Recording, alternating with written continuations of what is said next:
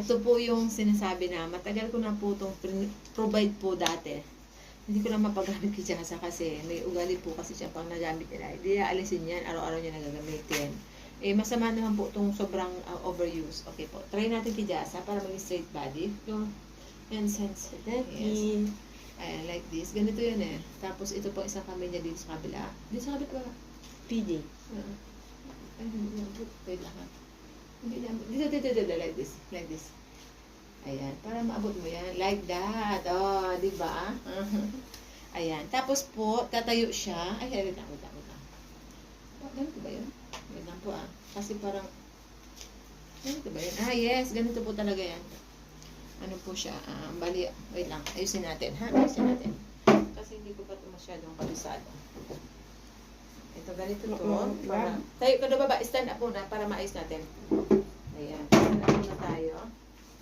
Ayan. Para ganun po yan siya. Tapos, dito po yan siya. Ayan. Titignan natin kung magustuhan ni Jasa. Ano po? Hey, table. Wait lang. Ayusin natin. Dito tayo. Ayan. Hindi dapat. Wait lang po. Dito natin. Sige. Ayan po. Ito pang pa-straight body ni Jasa. Ayan. Wow, ganda. Wait lang po.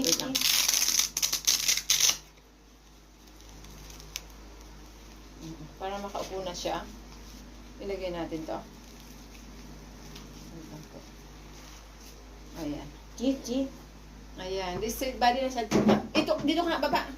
And then turn around. Turn around. Table. Gonna show them. Table. Masid mo daw siya. Abi din ni. Ayan na po, nakaano na po si Jasa, nakaganyan. Ay, thankfully, thanks God, at nagpalagay siya. Pero po, tingnan natin kung anong effect sa kanya. Ito ka ba? Mag-let tayo. No, to the B. Yes. Tapos after po, magkakall po kami ng kanyang brother. Ano po, ayan, nagpalagay na po siya. Ayan, nagpalagay na si Jasa. So, tingnan natin kung kakadatnan. Ano po kung ayan. Maganda, maganda. Tingnan po. Straight body na siya, Dati po kasi, paglalagay ko niya sa kanya, hindi niya naalisin. Patulog, gano'n lahat. Gusto niya na. Kaya, nahirapan po akong mag-continue sa kanya niya. Pero, let us see po. Let us see kung okay naman sa kanya. Thank you po.